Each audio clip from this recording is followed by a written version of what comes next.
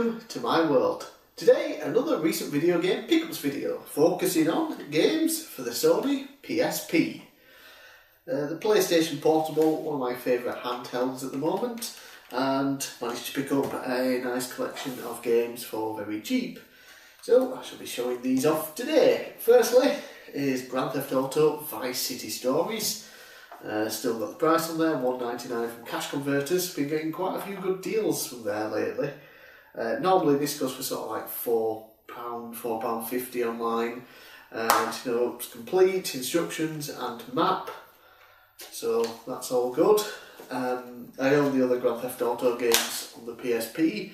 I also own this one on the PS2, the PS2 port, but I wanted the PSP version as well. So when I saw it for that price, I had to pick it up. This next bundle of games here altogether cost me £5, including postage. Very nice guy, Mr. Platt. Hi Platt.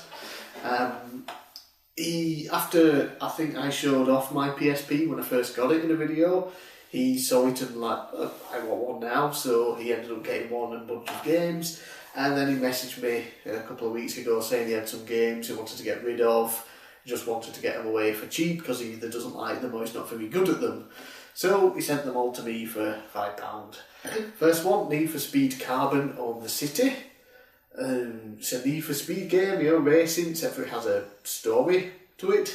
I've confused the hell out of me. I'm not used to that in racing games. But I've played a little bit so far. I'm having mostly fun with it. Seems cool, you get to race, you start your own club up, and you earn money through races to improve your car and things like that. And there's also like special attacks you can do. You can have people in your crew with you, and then you'll press like a certain button and they'll do like almost a special attack. One will go super fast in front of you, and as long as you stay like behind them in a certain position, you'll gain a speed boost. There'll be ones that'll smash into another car and basically destroy them for like 30 seconds, get your head start, things like that. So it's actually quite fun. I'm enjoying it.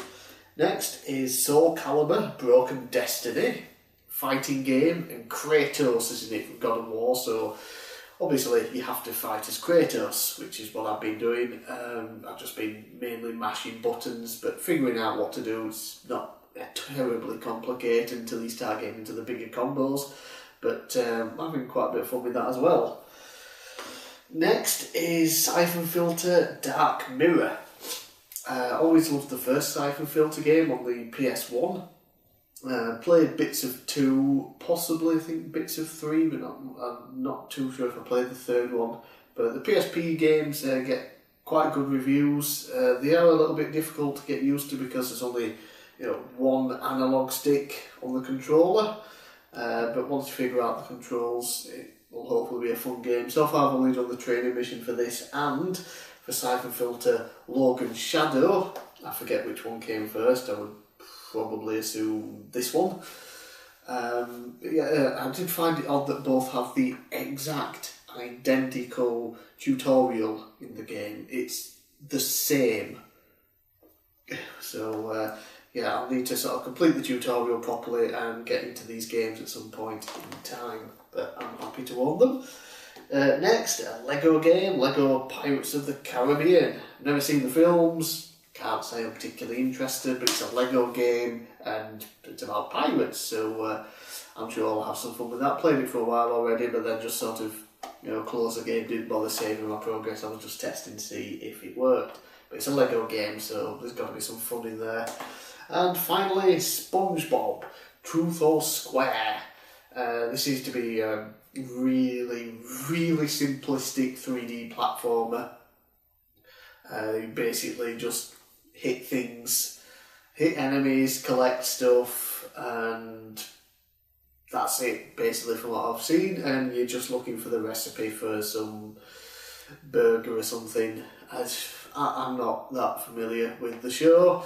But I am after one of the PS2 games. It's been recommended to me as just a fun 3D platformer. And that's what this appears to be, but it's incredibly simple. I'm hoping the PS2 one's a little bit better. But yeah, those are my PSP pickups lately. It's a $6.99 I paid in total for all of these games. So I'm very happy with that. Add 7 new games to my PSP collection that's been ever growing. I've only owned it for a little over a year now, and I own quite a few titles. And the PSP, like I said, one of my favourite handheld consoles, so no doubt I'll pick up some more in the future. So that's all for me this week. I'm bigcal. Thanks for watching, and I'll see you again next time.